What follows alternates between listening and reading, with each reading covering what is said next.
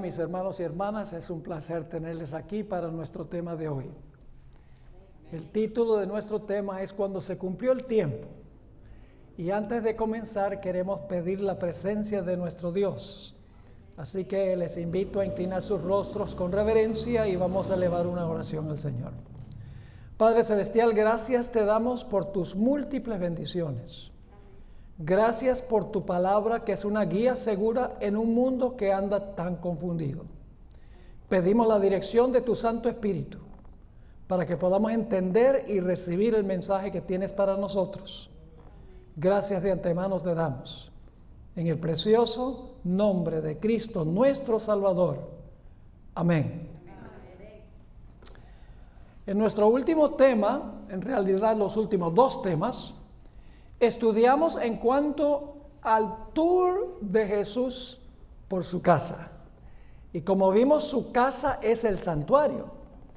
¿Y cuántos pasos toma Jesús a través del santuario? Si recuerdan. 7 pasos, muy bien. Vamos a repasar esos 7 pasos. ¿Y qué hace Jesús en cada uno de los pasos? ¿A dónde comienza el proceso? El proceso comienza en el campamento a donde viven los pecadores. ¿Y a qué vino Jesús a nuestro campamento para vivir en nuestro medio? Vino para vivir una vida perfecta, para poderle ofrecer a la ley perfección en nuestro lugar que nosotros no podemos ofrecerle a la ley. Luego, ¿a dónde se movió Jesús? Al altar del sacrificio. ¿Y qué hizo Jesús allí en el altar del sacrificio? Cargó los pecados de todos los seres humanos y murió en la cruz. Es decir, en el campamento vivió en lugar de todos, en el altar del sacrificio murió en lugar de todos. Y luego Jesús se mueve ¿a dónde? Al lavacro o a la fuente. Y Jesús se despoja de la muerte, se lava de la muerte. ¿Qué representa el lavacro o la fuente? Representa la resurrección de Jesús. Y luego 40 días después de su resurrección, Jesús asciende al cielo y entra ¿a qué apartamento? Entra al lugar santo del santuario. ¿Con qué propósito? Para interceder por los pecadores. Pero para Jesús interceder por los pecadores tienen que saber que son pecadores. Y por eso, en el día del Pentecostés se derramó el Espíritu Santo para que Pedro y los apóstoles pudieran anunciarle a la gente que Jesús estaba en el cielo recibiendo clientes, por así decirlo, que ahora la gente se podía arrepentir, confesar sus pecados, confiar en Jesús para recibir perdón. Es decir, Jesús fue al cielo para servir como intercesor por aquellos que por Dios se allegan, por Él se allegan a Dios. Y luego, ¿a dónde se mueve Jesús? Se mueve al lugar santísimo para desempeñar una obra ¿de qué? Una obra de juicio. Ahora, Él continúa la obra del lugar santo. Es decir, Jesús no deja de interceder por los pecadores. Sencillamente Jesús añade otra función. Mientras que sigue intercediendo, al mismo tiempo Jesús empieza a juzgar a todos los que profesaron el nombre de Jesús. Empezando ¿con quién? Empezando con Adán. Y juzgando a cada generación sucesiva, terminando finalmente con los que están vivos sobre la tierra. Ahora, en el servicio diario del santuario, los pecados entraban del pecador a la víctima y luego a través de la sangre de la víctima, los pecados entraban al lugar santo del santuario a donde se rociaba la sangre depositando los pecados. Quiere decir entonces que eso representaba que cuando una persona se arrepiente y confiesa su pecado y recibe a Jesús, Jesús por medio de su sangre introduce los pecados al santuario, pecados perdonados por su sangre. Pero eso contaminaba el santuario y por lo tanto era necesario hacer ¿qué cosa?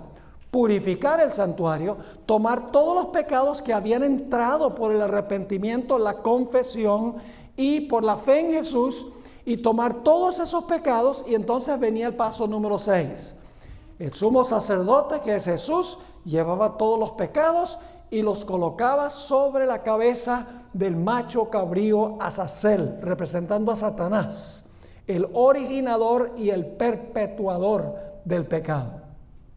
Luego, para hacer una larga historia corta, el macho cabrío Azazel era destruido y todos los pecadores que no habían simpatizado en el día de expiación eran destruidos, y entonces comenzaba un año completamente nuevo que representa el último paso de Jesús, que es que después que los pecados han sido depositados sobre Satanás, Satanás no perdona los pecados, ya fueron perdonados por la sangre de Cristo. Cuando el macho cabrío es destruido, entonces Dios va a hacer un cielo nuevo y una tierra nueva, y va a habitar Jesús en nuestro campamento por los siglos de la eternidad. Ahora, con ese resumen en mente, queremos ahora notar otro punto muy importante. Y es que no solamente tenemos la casa del Mesías, que indica los pasos que Jesús toma en el plan de la salvación, sino que también el Mesías tiene un calendario para esos eventos. Había una fecha específica para cada paso que toma Jesús a través de su casa. Y esas fechas se revelan en el Antiguo Testamento y se cumplen en el Nuevo Testamento y en la era cristiana. Así que lo que vamos a estudiar ahora es el calendario del Mesías. Cómo cada movimiento de Jesús, cada paso de Jesús a través del santuario se cumplió en una fecha exacta de acuerdo a una profecía precisa de tiempo que había en el Antiguo Testamento. Vamos a encontrar en resumen que había una fecha para el nacimiento de Jesús, había una fecha para el bautismo de Jesús, había una fecha para la muerte de Jesús, había una fecha para la sepultura de Jesús, había una fecha exacta para la resurrección de Jesús, había una fecha exacta para el comienzo de su sacerdocio, su intercesión en el santuario celestial. Y había una fecha específica para el comienzo del juicio en el lugar santísimo. Después de eso no hay fechas. No hay una fecha para cuando el Señor Jesús coloque los pecados sobre la cabeza de Azazel. Ni tampoco hay una fecha para cuando Él haga cielos nuevos y tierra nueva. Es decir, nosotros no conocemos la fecha. Dios sí tiene la fecha cuando va a colocar los pecados sobre el macho cabrío. Tiene en su mente la fecha cuando va a ser cielos nuevos y tierra nueva, pero no nos ha revelado a nosotros la fecha del paso número 6 y del paso número 7. Solamente ha revelado la fecha para los primeros 5 pasos de Jesús a través del santuario. Ahora quiero leer una cita muy significativa que encontramos en el libro El deseado de todas las gentes, página 23. Los planes de Dios no conocen ni premura ni demora. Los planes de Dios se cumplen en la fecha exacta en que Dios dijo que se van a cumplir. Fíjense esta cita tan interesante. La venida del Salvador había sido predicha en el Edén. Cuando Adán y Eva oyeron por primera vez la promesa, esperaban que se cumpliese pronto. Cuando Dios dijo que la simiente de la mujer le iba a dar el golpe en la cabeza a la serpiente, ellos dijeron, esto se va a cumplir rápido. Sigue la cita. Dieron gozosamente la bienvenida a su primogénito, esperando que fuese el libertador. Pero el cumplimiento de la promesa tardó. Los que le recibieron primero murieron sin verlo. Desde los días de Enoc, la promesa fue repetida por medio de patriarcas y profetas, manteniendo viva la esperanza de su aparición, y sin embargo no había venido. La profecía de Daniel revelaba el tiempo de su advenimiento, pero no todos interpretaban correctamente el pasaje. Transcurrió un siglo tras otro, y las voces de los profetas cesaron. La mano del opresor pesaba sobre Israel, y muchos estaban listos para exclamar, se han prolongado los días y fracasa toda visión. Fíjese lo que la gente estaba propensa a decir, Como no se había cumplido la promesa, dice, se han prolongado los días y fracasa toda visión. Pero ahora viene la parte clave. Pero, como las estrellas en la vasta órbita de su derrotero señalado, los propósitos de Dios no conocen premura ni demora. Dios no se apura a hacer las cosas antes de tiempo, ni se dilata más allá del tiempo que ha establecido. Para todo Dios tiene una fecha. Y vamos a ver eso en nuestro estudio de hoy. Ahora vamos a hablar del momento en que Jesús vino a nuestro campamento, el momento de la encarnación. ¿Será que Dios tenía una fecha exacta en su calendario para la encarnación de Jesús? Sí la tenía, pero no nos la reveló a nosotros. Porque Él sabía que si nos revelaba la fecha del nacimiento de Jesús, que íbamos a idolatrar la fecha y a olvidarnos de la persona que tuvo el cumpleaños, por así decirlo. Así que Dios nos reveló la fecha. Aunque se celebra el 25 de diciembre, pero mis hermanos y hermanas, Jesús no nació el día 25 de diciembre. Es una imposibilidad. Dios no reveló la fecha porque no quería que se idolatrara la fecha en vez de venerar al Salvador nacido. Ahora usted dice, ¿cómo sabemos que Dios tenía en su calendario una fecha para el nacimiento de Jesús, aunque no nos la reveló a nosotros? Vamos a Gálatas, el capítulo 4 y el versículo 4. Gálatas, el capítulo 4 y el versículo 4. Fíjense lo que dice con cuidado. Pero cuando vino el cumplimiento del tiempo, interesante expresión, ¿verdad? Pero cuando vino el cumplimiento del tiempo, Dios envió a su Hijo, nacido de mujer y nacido bajo la ley, para que redimiese a los que estaban bajo la ley, a fin de que recibiésemos la adopción de hijos. ¿Cuándo fue que Jesús nació? ¿Cuándo vino qué? El cumplimiento del tiempo. ¿Dios tenía un momento exacto para el nacimiento de Jesús en la historia? ¿Cómo no? Y ustedes dicen, pastor, ¿cómo sabe usted que esa expresión cumplimiento del tiempo indica cuando llegó el momento fue que nació Jesús? Porque hay otro versículo que tiene una expresión muy similar. Se refiere al comienzo del ministerio de Jesús. Ustedes saben que Jesús se bautizó y enseguida comenzó su ministerio. Ahora vamos al Evangelio según San Marcos y ustedes van a notar ahí algo muy interesante. Dice Jesús, enseguida después de su bautismo, Jesús dice, el tiempo se ha cumplido, el reino está cerca, arrepentíos y creed el Evangelio. Fíjense, el tiempo se ha cumplido, cuando vino el cumplimiento del tiempo. Ahora, ¿a qué se refirió Jesús cuando comenzó su ministerio recién bautizado? Y dice aquí, el tiempo se ha cumplido. Voy a leerles una cita que encontramos en el Deseado de todas las gentes, páginas 199 y 200. Había una profecía que se conoce como la profecía de las 70 semanas. En un momento vamos a ver algo en cuanto a esa profecía. Dice esta cita, la nota predominante en la predicación de Cristo era, el tiempo es cumplido y el reino de Dios está cerca.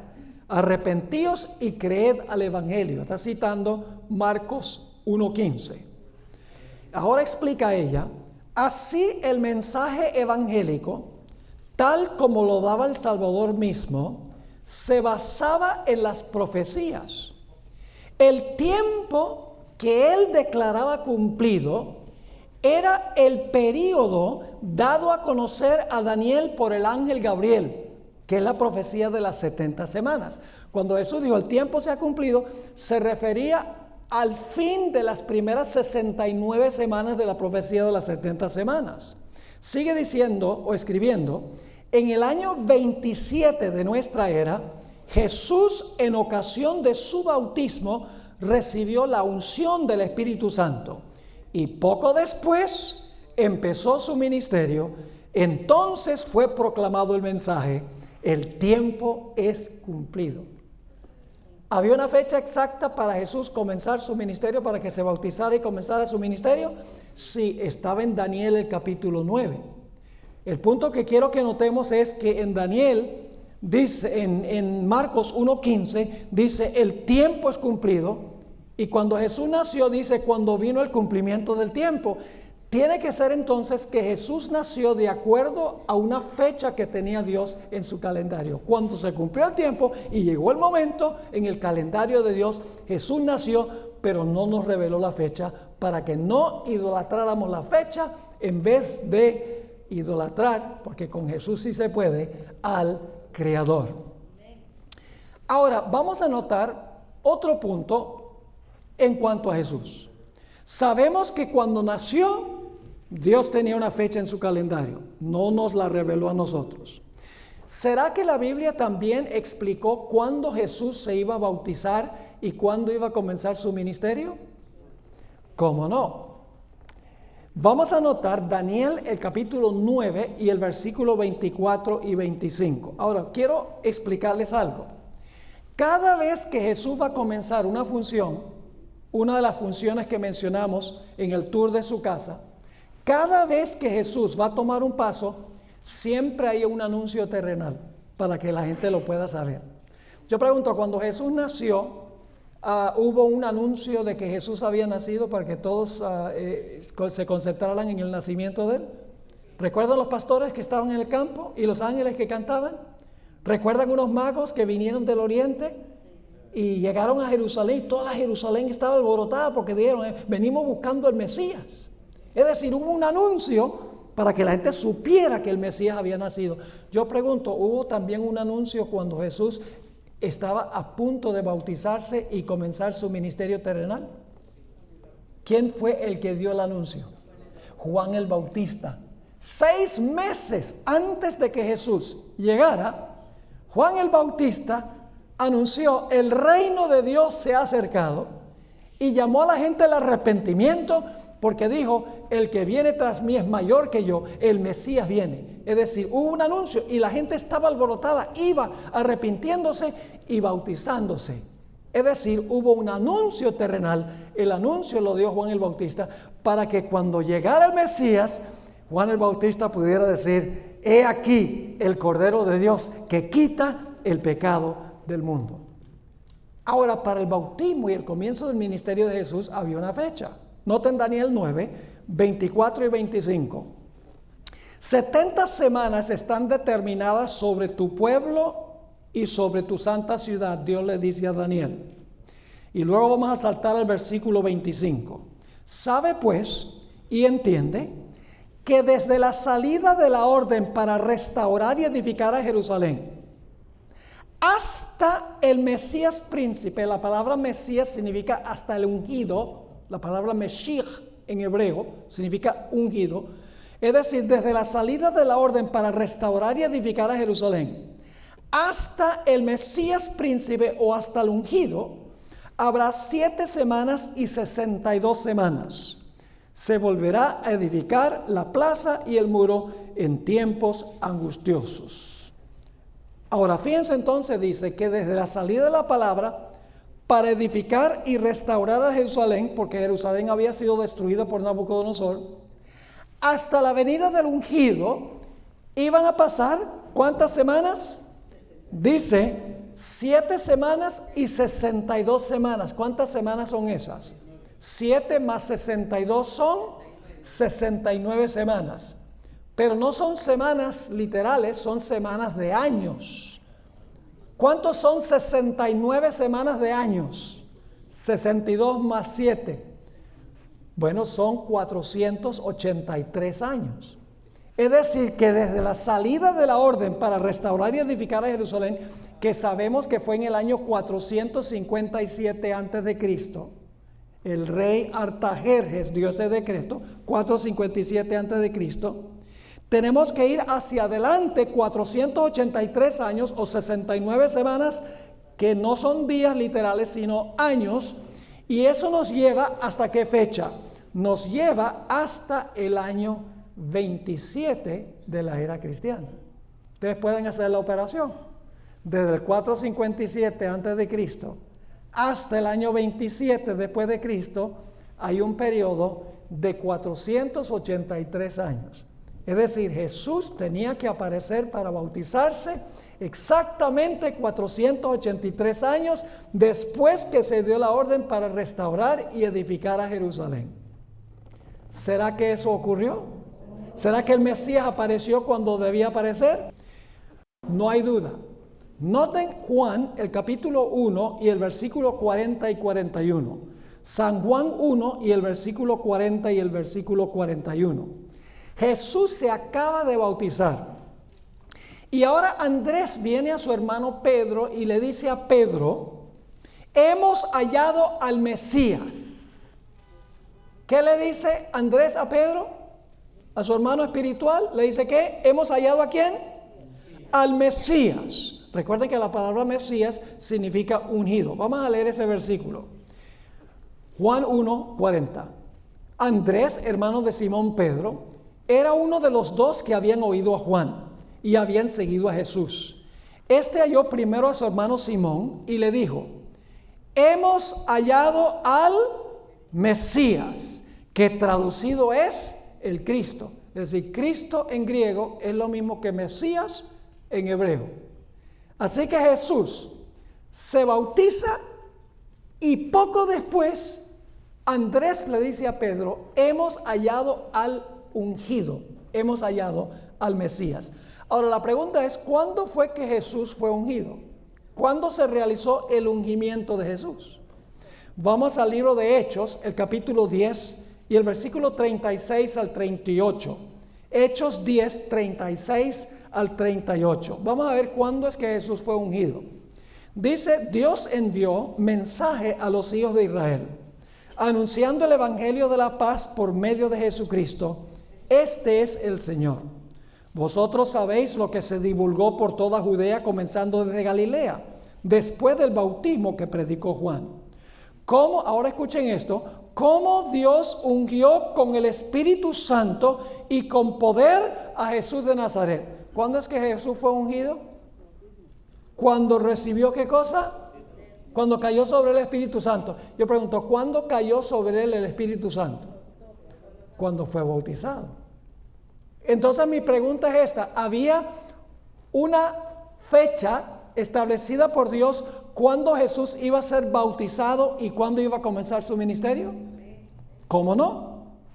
457 hasta el año 27 de la era cristiana, 483 años entre cuando se dio el decreto y cuando apareció el Mesías, el ungido, Cristo Jesús. Había una fecha para el bautismo de Jesús y para el comienzo de su ministerio. Dios tenía esa fecha en su calendario. En el libro de Daniel reveló esa fecha a nosotros, a los seres humanos. Ahora nos hemos movido entonces del campamento. Hablamos del nacimiento de Jesús. Había una fecha cuando vino el cumplimiento del tiempo. Hemos visto que Dios tenía una fecha también para el bautismo de Jesús y el comienzo de su ministerio, el año 27 de la era cristiana. Ahora yo pregunto: ¿será que Dios tenía una fecha exacta también para la muerte de Jesús? ¿Ustedes creen que tenía una fecha exacta que anunció con mucha anticipación de que Jesús iba a morir en cierta fecha? ¿Cómo no? Ahora queremos notar algunos versículos muy interesantes. Todos están en el Evangelio según San Juan. Ahora, ustedes recuerdan varios de estos versículos. Jesús en repetidas ocasiones decía: todavía no ha llegado mi ¿qué? Todavía no ha llegado mi hora, decía Jesús durante todo su ministerio. Vamos a leer algunos de esos versículos. Juan 2 y el versículo 4, para que ustedes vean que había una fecha exacta en que Jesús tenía que morir. Jesús no podía adelantar su muerte ni tampoco la podía atrasar, porque había una fecha en el calendario de Dios para la encarnación de Jesús, para el bautismo y el inicio de su ministerio y para la muerte de Jesús también. Estamos siguiendo el mismo orden del santuario que estábamos hablando en nuestros temas de anoche. Ahora fíjense Juan 2 y el versículo 4. Esto es en las bodas de Caná. Se acaba el vino y entonces viene la mamá de Jesús y le dice: mira, no hay vino, ¿qué vamos a hacer? Noten lo que le dijo Jesús. Jesús le dijo: ¿qué tienes conmigo, mujer? Aún no ha venido mi ¿qué? No ha venido mi hora. Vamos a Juan 7, el versículo 6 y el versículo 8. Aquí los hermanos incrédulos de Jesús están tratando de animar a Jesús que vaya a Jerusalén a la fiesta de los tabernáculos. Y quiero que noten lo que Jesús le dice a sus hermanos. Dice: mi tiempo aún no ha llegado, mas vuestro tiempo está presto. Ese es el versículo 6. Ahora vamos al versículo 8. Le dice Jesús a sus hermanos: subid vosotros a la fiesta. Yo no subo todavía a esa fiesta, porque mi tiempo aún no se ha cumplido. Qué interesante. Vamos a Juan 7 y el versículo 30. Aquí Jesús dice que su Padre lo envió a la tierra. Y dice que los enemigos de Jesús se enojaron cuando Jesús dijo que su Padre lo había enviado a este mundo. Y en Juan 7 y el versículo 30 dice la reacción de las personas que escucharon a Jesús decir eso. Dice: entonces procuraban ¿qué? Prenderle, pero ninguno le echó mano, porque aún no había llegado su hora. ¿Están viendo estos versículos interesantes? ¿Había una fecha exacta para la muerte de Jesús? Sí. ¿Para el bautismo de Jesús? Sí. ¿Para la encarnación de Jesús? ¿Cómo no? Ahora vamos a Juan 8 y el versículo 20. Juan 8 y el versículo 20. Aquí Jesús dice: ustedes no me conocen a mí, ni tampoco conocen a mi Padre, a los que están escuchando. Y fíjense cómo reacciona la gente. Dice en Juan 8:20: estas palabras habló Jesús en el lugar de las ofrendas, enseñando en el templo. Y nadie le prendió, porque aún no había llegado su hora. ¿Había una fecha exacta cuando Jesús debía ser arrestado y debía sufrir y morir? Había una fecha exacta. Y antes de eso, por más que lo odiaban, no le podían echar mano. Pero ahora quiero que noten, hacia el final de su ministerio, Jesús cambia el tono. Juan 12 y el versículo 23 y el versículo 27. Ya la fecha está llegando, ya está Jesús por morir. Dice en Juan 12 y el versículo 23, aquí llegan unos griegos para hablar con Jesús, para pedirle una cita, porque ellos quieren que Jesús vaya a predicar a Grecia. Fíjense lo que Jesús les dijo. Versículo 23. Jesús le respondió: ha llegado la hora para que el Hijo del Hombre sea glorificado. O sea, ahora sí ha llegado la hora. Y luego el versículo 27, ahora está turbada mi alma, porque él sabía que iba a sufrir en el huerto y a morir. Dice: ahora está turbada mi alma. ¿Y qué diré? Padre, sálvame de esta hora. ¿Recuerdan que en el Getsemaní oró: si puede quitarme esta copa 3 veces? Dice Jesús: ¿qué voy a decir yo? Padre, sálvame de esta hora. Jesús dice: mas para esto he llegado a esta hora. ¿Había una hora para la muerte de Jesús? ¿Podía morir antes de eso? ¿Podía morir después de eso? ¿Jesús se podía encarnar antes de tiempo? ¿Podía comenzar su ministerio antes de tiempo? ¿Podía morir antes de tiempo? En cada paso no solo hay un evento, sino también hay una fecha que Dios reveló. Ahora, noten también Juan 13 y el versículo 1. Están en el aposento alto Jesús y sus discípulos. Y dice ahora lo siguiente: antes de la fiesta de la Pascua, sabiendo Jesús que su hora había llegado para que pasase de este mundo al Padre, como había amado a los suyos que estaban en el mundo, los amó hasta el fin. Ahora Jesús sabía qué cosa. El jueves en la noche Jesús sabía que su hora había llegado, porque esa misma noche Jesús iba a agonizar en el huerto del Getsemaní. Noten lo que dice Juan 17 y el versículo 1. Esta es la oración intercesora de Jesús por sus discípulos. Juan 17 y el versículo 1. Dice: estas cosas habló Jesús, y levantando los ojos al cielo dijo: Padre, la hora ha llegado. Glorifica a tu Hijo, para que también tu Hijo te glorifique a ti. Así que Jesús dice: la hora llegó. Y ustedes saben que la cruz es gloriosa, aunque es un poco macabro el asunto de la muerte de Jesús, pero es glorioso porque salva a la raza humana. Por eso el apóstol Pablo dijo: lejos esté de mí gloriarme, sino en qué cosa, en la cruz de Cristo. Así que Jesús dice: la hora ha llegado. Quiero leerles ahora una cita que encontramos en El Deseado de todas las gentes, página 121. Esta es una cita extraordinaria. ¿Saben ustedes cuándo elaboró Dios su calendario de eventos para Jesús? El Padre y el Hijo se sentaron en el cielo antes que Jesús viniera a este mundo y planificaron todo el itinerario de Jesús. Ya todo estaba planeado de antemano. Y ustedes dicen, ¿cómo sabemos eso? Fíjense esta cita extraordinaria. La hermana White está comentando sobre la expresión, aún no ha llegado mi hora. Las palabras, aún no ha venido mi hora, indican que todo acto de la vida terrenal de Cristo se realizó en cumplimiento del plan que había existido desde los días de la eternidad. Cada acto. Sigue escribiendo. Antes de venir a la tierra, el plan estuvo delante de él perfecto en todos sus detalles. Antes de venir, Jesús ya sabía todos los pasos que necesitaba tomar. Y entonces usted dice, entonces cuando estuvo en la tierra todo facilito, porque él sabía cuál iba a ser el calendario. Allá lo sabía, pero aquí no. Sigue diciendo, pero mientras andaba entre los hombres, fue guiado paso a paso por la voluntad del Padre. En el tiempo señalado, no vacilaba en obrar. Con la misma sumisión esperaba hasta que llegase el tiempo. Una fecha exacta. En otra cita, en el Ministerio de Curación, página 380, Elena White escribió, Cristo en su vida terrenal no se trazó planes personales. Cada día que terminaba no decía, bueno, a ver qué voy a hacer mañana. Tal vez voy a ir a Samaria mañana. Jesús no hacía eso. Dice, Cristo en su vida terrenal no se trazó planes personales. Aceptó los planes de Dios para él y día tras día el Padre se los revelaba.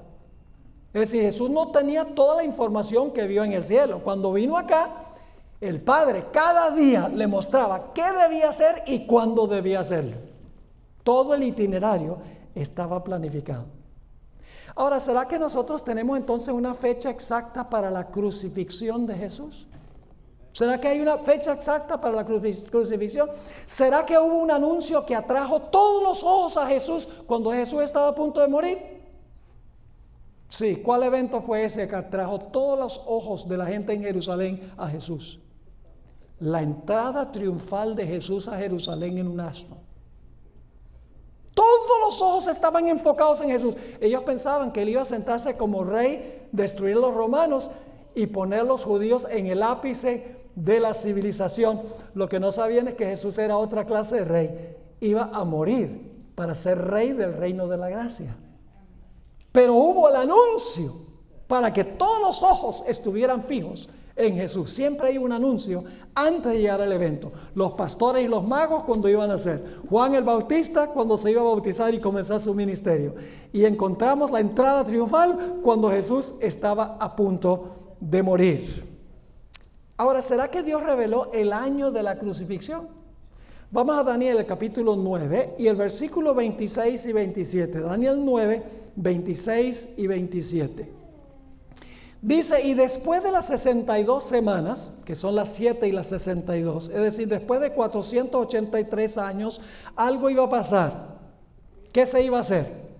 Se quitará la vida al ungido, se quitará la vida al Mesías, mas no por sí.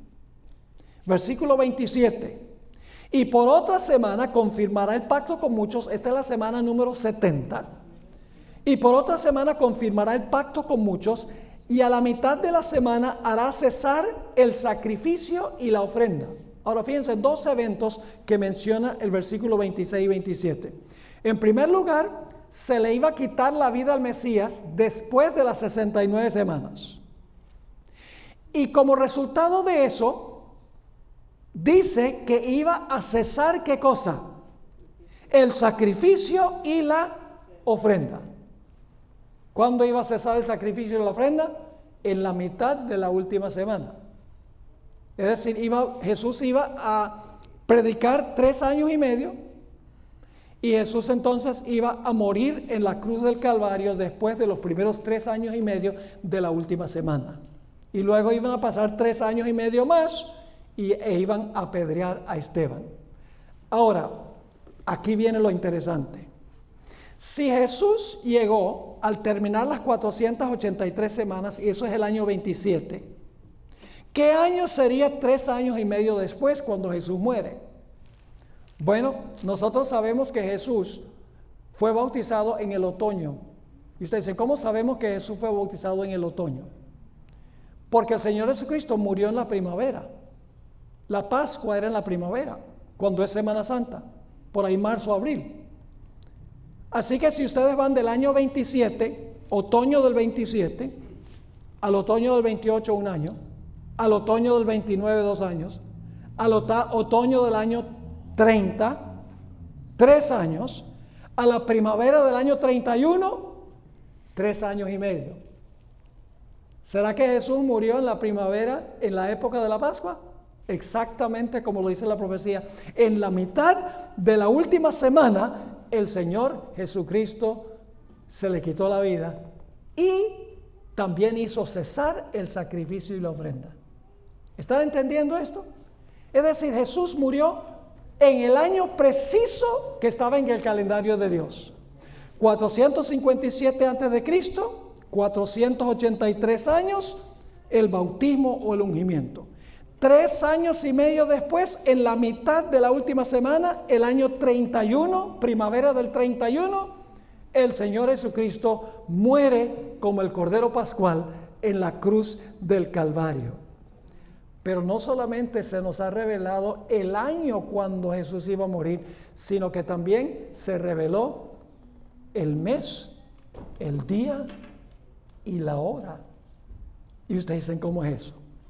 Vayan conmigo a Éxodo 12 y el versículo 5 y 6. Es una profecía en cuanto al Cordero Pascual.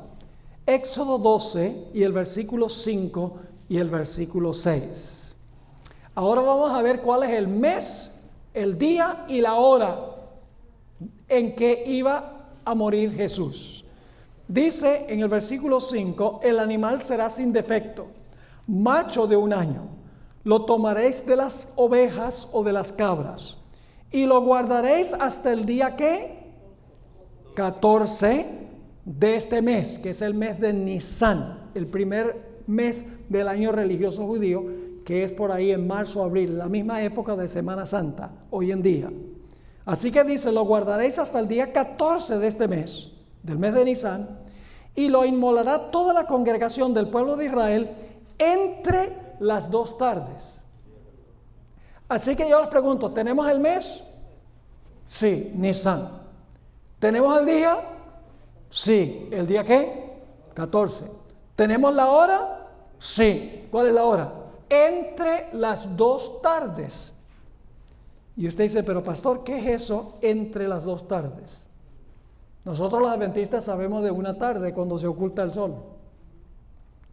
Pero entre los judíos, cuando el sol llega a su cenit, directamente sobre la cabeza a mediodía, y empieza su descenso, yo sé que el sol no desciende, ¿no? Pero aparentemente desciende. Cuando el sol empieza su descenso, empiezan las horas de la tarde. Y cuando el sol se pone, es la segunda tarde. Es decir, iba a morir entre las 2 tardes, iba a morir entre el tiempo cuando el sol comienza su descenso a mediodía y más o menos las 6 de la tarde cuando se pone el sol. Entonces, ¿a qué horas iba a morir Jesús? Entre las 2 tardes, a las 3 de la tarde. Entre mediodía y las 6 de la tarde, Jesús iba a morir a las 3 de la tarde. ¿Será que Jesús murió a las 3 de la tarde? ¿Murió Jesús a la hora novena? Hay tantas cosas que explicar. Nosotros hoy en día calculamos las horas diferentes. En la Biblia, la hora tercera son las 9 de la mañana. La hora sexta es mediodía. La hora novena son las 3 de la tarde. Ahora, la pregunta es, ¿cuándo fue que el Señor Jesucristo murió? Vamos a Mateo 27 y el versículo 45 y 46. Mateo 27, 45 y 46 para ver a qué horas murió Jesús. Dice allí, y desde la hora sexta, que es mediodía, hubo tinieblas sobre la tierra hasta la hora ¿qué? Novena. Y luego dice, cerca de la hora novena, es decir, estaba por llegar las 3 de la tarde, Jesús clamó a gran voz diciendo, Elí, Elí, lama sabactani. Esto es, Dios mío, ¿por qué me has desamparado? Y luego en Mateo 27, 50 al 53, enseguida después habla de su muerte. Dice allí, mas Jesús, habiendo otra vez clamado a gran voz, entregó el Espíritu. Entonces yo pregunto, ¿a qué horas del día murió el Señor Jesucristo? A las 3 de la tarde. Entonces fíjense, tenemos el año 31. ¿Qué época del año? La primavera, porque es el Cordero Pascual. Tenemos el mes, ¿cuál es el mes? Nisan. Tenemos el día, ¿cuál es el día? 14. Y tenemos la hora, ¿qué horas? Las 3 de la tarde. Qué extraordinario. Jesús cumplió el calendario con precisión absoluta. Ahora, ¿recuerdan que leímos que dice que haría cesar el sacrificio y la ofrenda? Permítanme leerles una cita muy interesante que encontramos en el Deseado de todas las gentes, páginas 704 y 705. ¿Saben lo que es el sacrificio y la ofrenda? En el sistema de sacrificios de Israel se ofrecían animales, se mataban animales y se hacían ofrendas. ¿Hacia quién apuntaban los sacrificios y las ofrendas? Hacia Jesús. Eran símbolos de Jesús. Todo eso iba a cesar cuando Jesús muriera en la cruz. Los sacrificios de animales iban a cesar. Eso se cumplió literalmente cuando Jesús murió. Noten lo que dice Daniel 9 y el versículo 27. Hablando de la última semana, por otra semana confirmará el pacto a muchos. A la mitad de la semana hará cesar el sacrificio y la ofrenda. Ahora voy a leerles del Deseado de todas las gentes, páginas 704 y 705.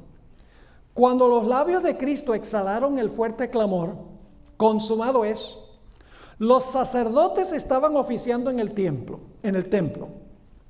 Era la hora del sacrificio de la tarde. Habían traído para matarlo el cordero que representaba a Cristo. Ataviado con sus vestiduras significativas y hermosas, el sacerdote estaba con el cuchillo levantado como Abraham a punto de matar a su hijo. Con intenso interés el pueblo estaba mirando, pero la tierra tembló y se agitó, porque el Señor mismo se acercaba. Con un ruido desgarrador el velo interior del templo fue rasgado de arriba abajo por una mano invisible, que dejó expuesto a la mirada de la multitud un lugar que fuera una vez llenado por la presencia de Dios. Todo era terror y confusión. El sacerdote estaba por matar a la víctima, pero el cuchillo cayó de su mano enervada y el cordero escapó. Ese día no hubo sacrificio. La ofrenda y el sacrificio cesó literalmente. ¿Por qué razón? Dice ella, el tipo se había encontrado con el antitipo, el símbolo con la realidad. El gran sacrificio había sido hecho. Estaba abierto el camino que llevaba al Santísimo. Había sido preparado para todos un camino nuevo y viviente. Ya no necesitaría la humanidad pecaminosa y entristecida esperar la salida del sumo sacerdote. Desde entonces el Salvador iba a oficiar como sacerdote y abogado en el cielo de los cielos. Era como si una voz, ahora viene la parte clave, era como si una voz viva hubiese dicho a los adoradores: ahora terminan todos los sacrificios y ofrendas por el pecado. ¡Qué tremendo!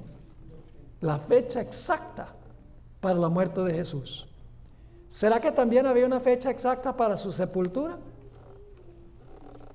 Sí, había una fecha exacta. Vamos a Levítico 23 y el versículo 6 y 7. Algo pasaba el día después de la muerte del Cordero, de la Pascua. Dice en Levítico 23, 6 y 7, y a los 15 días, ¿qué día era sacrificado el Cordero? El 14, ¿verdad? Este es el 15, que en el caso de Jesús, ¿Jesús murió qué día? Jesús murió un viernes y el sábado ¿qué? Descansó en el sepulcro, ¿correcto? Ahora fíjense, a los 15 días de este mes, del mes de Nisan, el mismo mes en que murió, es la fiesta de los panes sin levadura a Jehová. 7 días comeréis panes sin levadura. Es decir, que el día después de sacrificar el Cordero Pascual, comenzaba la fiesta del pan sin levadura. Ahora, ¿qué representa el pan? El pan representa ¿a quién? A Cristo. ¿Y qué representa la levadura? El pecado. ¿En el cuerpo de Cristo había pecado? No, por eso el pan sin levadura representa a Jesús que no tenía pecado. Pero ahora fíjense algo muy interesante.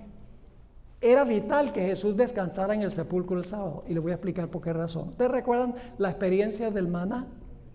¿Recuerdan el maná? Cuando se recogía el maná, digamos del miércoles para jueves, ¿qué pasaba? Criaba gusanos y hedía. Yo pregunto, ¿qué es lo que cría gusanos y hiede? Un cuerpo, un cadáver en proceso de descomposición. Ahora, cuando se recogía el maná del viernes para el sábado, estaba tan fresco el sábado como había estado el viernes. Ahora yo pregunto, mientras el cuerpo de Jesús descansó en el sepulcro, ¿su cuerpo vio corrupción? No, porque Él era lo que representaba el maná. Él era el pan sin levadura. Es decir, el día 15 de Nisan, Jesús reposó en el sepulcro como el pan sin levadura y su cuerpo no vio corrupción. La fecha exacta para su descanso en el sepulcro. ¿Será que la Biblia también nos da una fecha exacta para su resurrección? Claro que sí. Note lo que dice en Levítico 23, 9 al 11. Levítico 23, versículo 9 al 11. Es todavía el año 31 y ahora vamos a ver qué ocurrió el día 16. 15, muere el Cordero Pascual. 16, descansa. 15, descansa en el sepulcro. Y el 16 vamos a ver qué sucede. Levítico 23, 9 al 11. Y habló Jehová a Moisés diciendo: habla a los hijos de Israel y diles: cuando hayáis entrado en la tierra que yo os doy y seguéis su mies, traeréis al sacerdote una gavilla por primicia de los primeros frutos de la tierra. Y el sacerdote mecerá la gavilla delante de Jehová para que seáis aceptos. El día siguiente del día de reposo lo mecerá. ¿Qué día fue que Jesús descansó en el sepulcro? El sábado. ¿Y cuándo se debía ofrecer la gavilla? ¿Se debía ofrecer la gavilla de primicias o primeros frutos? El siguiente día, que sería el domingo, ¿correcto? ¿Están captando o no? Cordero Pascual, 14, descansa en el sepulcro, no ve corrupción porque es pan sin levadura. Y luego el 16 se mece la gavilla delante del Señor. Ahora, ¿qué representa eso? ¿Qué representaba la mecida de la gavilla delante del Señor? Vamos a 1 Corintios 15 y el versículo 22 y 23. 1 Corintios 15 y el versículo 22 y el versículo 23. Porque así como en Adán todos mueren, también en Cristo todos serán vivificados, pero cada uno en su debido orden. Las primicias, Cristo las primicias, luego los que son de Cristo en su venida. ¿Quién cumple la fiesta de las primicias? Cristo. ¿Y qué evento de su vida cumple las primicias? Su resurrección. ¿Qué día murió Jesús como el Cordero Pascual? El viernes. ¿Qué día reposó en el sepulcro cumpliendo el pan sin levadura? El sábado. ¿Qué día resucitó para cumplir las primicias? El domingo. Fechas exactas para su nacimiento, para el comienzo de su ministerio y su bautismo, para su muerte, para su sepultura y para su resurrección. Extraordinario. Ahora el tiempo se ha ido tan rápido que no sé si voy a poder terminar. Pero vamos al siguiente paso, que es el comienzo del ministerio de Jesús en el lugar santo. ¿Será que Dios reveló la fecha cuando Jesús iba a comenzar su sacerdocio en el cielo, en el lugar santo? ¿Les parece? Vamos a Levítico 23, 15 y 16. Levítico 23 y el versículo 15 y el versículo 16. Dice allí: y contaréis desde el día que sigue al día de reposo, es decir, desde el día que se meció la gavilla, desde el día que ofrecisteis la gavilla de la ofrenda mecida, 7 semanas serán cumplidas, es decir, iban a pasar 49 días, hasta el día siguiente del séptimo día, es decir, 50 días después de mecerse la gavilla, dice, contaréis 50 días, entonces ofreceréis el grano nuevo a Jehová. ¿Qué sucedió exactamente 50 días después de la resurrección de Cristo? Se derramó el Espíritu Santo en el día del Pentecostés, que era un anuncio terrenal que Jesús había comenzado su ministerio como sumo sacerdote en el santuario celestial. Es decir, la profecía se cumplió con exactitud. Exactamente 50 días después de la resurrección de Cristo, se ven lenguas de fuego y un recio viento. El Espíritu Santo cae sobre los miembros de la iglesia para que ellos ahora proclamen que Jesús está en el cielo, intercediendo por los pecadores, que la gente se arrepienta, confiese sus pecados, confíe en Jesús para recibir el perdón de los pecados. Es decir, se daba una fecha exacta para el comienzo del ministerio celestial de Jesús en el lugar santo. ¡Qué extraordinario!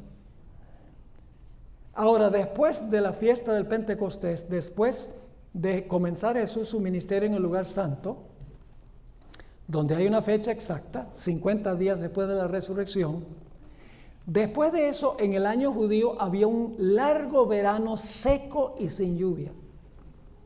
Ese periodo representa el tiempo en que la iglesia apostató del Señor y no hubo lluvia durante los 1260 años de la historia de la iglesia.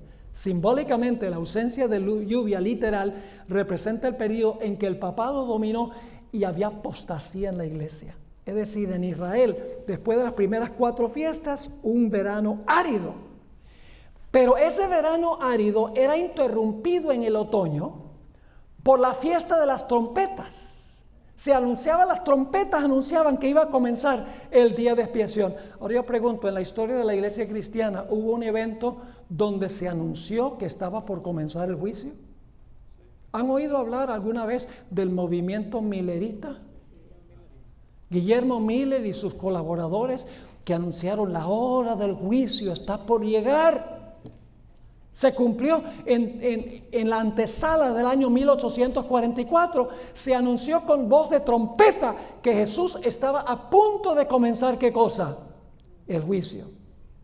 La fiesta de las trompetas se cumplió también a su tiempo, anunciando el comienzo del día de la expiación. Ahora yo pregunto, ¿había una fecha exacta para el día de expiación también? Sí. En Daniel 8:14, Daniel 8 y el versículo 14 dice: hasta 2300 tardes y mañanas, y luego el santuario será purificado, que se refiere al juicio, limpiar el santuario de los pecados. Y no tengo tiempo de entrar en todos los detalles, pero los adventistas que conocen saben muy bien que la profecía de los 2300 días comienza en el año 457 a.C. y luego avanza unos 2300 años y llega al año 1844. Pero Dios no solamente reveló el año, sino que también reveló el mes y el día. Noten Levítico, el capítulo 23 y el versículo 26 y 27, hablando del día de expiación, que es el día del juicio, el día de la purificación del santuario. Dice: también habló Jehová a Moisés diciendo: a los 10 días del mes séptimo, este es el mes séptimo del año religioso judío, es más o menos por ahí el mes de octubre, septiembre, octubre, en nuestro calendario. Así que dice: a los 10 días de este mes séptimo será el día de expiación. Tendréis santa convocación, afligiréis vuestras almas y ofreceréis ofrenda encendida a Jehová. Ahora, ¿qué día y qué mes en 1844 equivalía al día 10º y al mes séptimo? Los judíos conservadores, según la investigación que hicieron los pioneros de la iglesia adventista, descubrieron que en 1844 el equivalente del mes séptimo, el día 10 del mes séptimo, equivalía al día 22 de octubre. Es decir, Dios no solamente reveló el año cuando iba a comenzar el juicio celestial, sino que Dios también reveló el mes y el día en que iba a comenzar ese juicio. Todo estaba en Daniel 8:14 y en las fiestas judías en Levítico, el capítulo 23 y el versículo 26 y 27. Yo pregunto, ¿en cada caso hay un anuncio poderoso de que Jesús está por comenzar algo? ¿Cómo no? Ahora, esa es la última fecha que revela Dios en el calendario de Jesús. El juicio continúa, Jesús sigue intercediendo, pero va a llegar el momento en que va a caer la lluvia tardía. Se va a proclamar el fuerte clamor. Se va a cerrar la puerta de la gracia. Los pecados van a ser colocados sobre Azazel. Va a venir el tiempo de angustia terrible. Luego la segunda venida. Y después de eso, después de 1000 años, Dios va a hacer un cielo nuevo y tierra nueva. Para nada de eso ha revelado Dios una fecha. Nos ha dejado en suspenso, aunque Dios tiene una fecha. Yo pregunto, ¿Dios tiene una fecha para cada uno de esos eventos? ¿Qué dijo Jesús una vez? En cuanto al día y la hora de la segunda venida, nadie sabe. ¿Solamente quién? Solamente el Padre. ¿El Padre tiene una fecha para la segunda venida? Claro, pero no la ha revelado porque la gente esperaría hasta el día antes para prepararse. Y entonces no estarían bien preparados porque se prepararían por susto y no por gusto.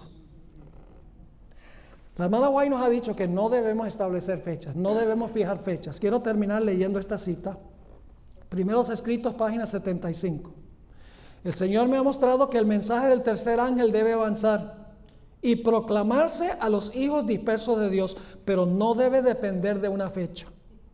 Vi que algunos están creando una excitación falsa al predicar fijando fechas, pero el mensaje del tercer ángel es más poderoso de lo que puede serlo una fecha.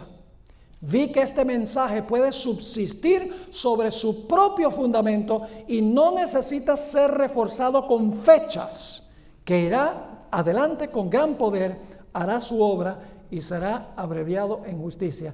Así que si ustedes oyen gente por ahí que está diciendo, bueno, Cristo viene antes del año 2031 y la puerta de la gracia se va a cerrar en tal fecha y ya la lluvia tardía comenzó a caer en el año 2001 y todo eso, no le hagan ni un poquito de caso. Porque después de 1844 no hay más fechas proféticas. Dios tiene esas fechas en su calendario, pero para nuestro bien Dios no nos las ha revelado. Qué extraordinario como Dios ya tenía todo planeado, ¿verdad? Como dicen, todo fríamente calculado. Ojalá que el estudio haya sido de beneficio para nosotros. Podemos confiar en la palabra. Podemos saber que Dios obrará a su debido tiempo y en su debida manera. Que el Señor nos bendiga.